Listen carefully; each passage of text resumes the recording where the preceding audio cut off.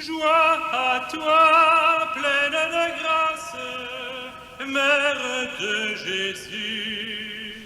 Chaque 22 août, nous célébrons la mémoire liturgique de la bienheureuse Vierge Marie, invoquée sous le titre de Reine. Ce mémoire obligatoire est relativement récent.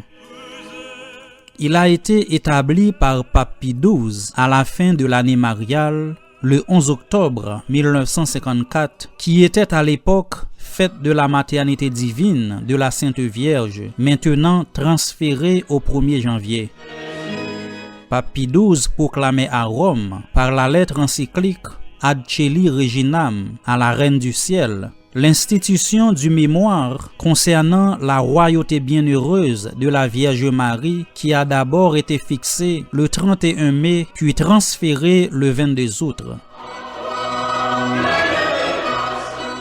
Le couronnement de Marie est lié non pas à son Assomption, mais plutôt à sa vocation et mission. Oui, Marie a reçu une vocation et une mission uniques dans le dessein de Dieu. Elle a été choisie dès avant la fondation du monde et appelée à devenir la mère de Jésus, fils unique de Dieu. Et lorsque les temps furent accomplis, Dieu a commissionné l'un des premiers ministres de sa cour pour lui demander si elle était d'accord d'entrer librement dans son projet de sauver l'humanité. L'archange Gabriel entra chez elle et la salua comme les anciens prophètes avaient coutume de saluer la ville sainte Jérusalem en disant « Réjouis-toi ». Puis il l'appela non pas par son nom terrestre, Marie, mais par son nom d'éternité, comblé de grâce. Et il ajouta « Le Seigneur est avec toi ». Cela nous montre que l'Annonciation n'est pas le début de l'œuvre de Dieu en Marie. Déjà, il l'avait comblée de grâce par sa conception immaculée. Dieu s'est préparé une demeure digne de lui en Marie par sa seule volonté. L'archange continua ainsi la conversation. « Ne crains pas Marie, car tu as trouvé grâce auprès de Dieu. Voici que tu vas concevoir et enfanter un fils.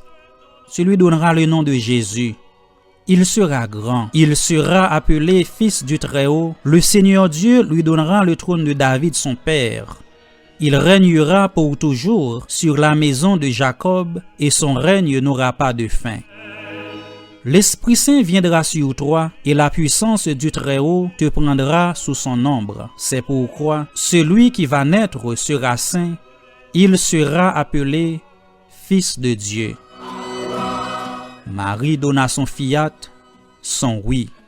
Voici la servante du Seigneur, que tout m'advienne selon ta parole. Alors l'ange la quitta. Marie conçut le Fils de Dieu. Dès l'instant, commença à porter celui qui porte tout, le Seigneur, Maître et Dieu de tout. Luc chapitre 1er, versets 28 à 38. Et c'est là que se fonde la dignité royale de Marie. Elle est elle-même reine parce qu'elle a donné la vie à un fils qui, dès l'instant de sa conception, même comme homme, était roi et seigneur de toutes choses à cause de l'union hypostatique de la nature humaine avec le Verbe éternel. Et comme a dit Saint Jean Damascène, elle est vraiment devenue la souveraine de toute la création au moment où elle devint Mère du Créateur. Tu accueilles les bergers, tu t'émerveilles de ton enfant. Père céleste, à la plénitude du temps, tu as fait de Marie la mère de ton Fils et reine. Au pied de la croix, ton Fils a fait d'elle notre mère. Élevée dans la gloire, elle intercède incessamment pour tous ses enfants. Écoute les prières qu'elle fait pour nous, maintenant et à l'heure de notre mort. Amen.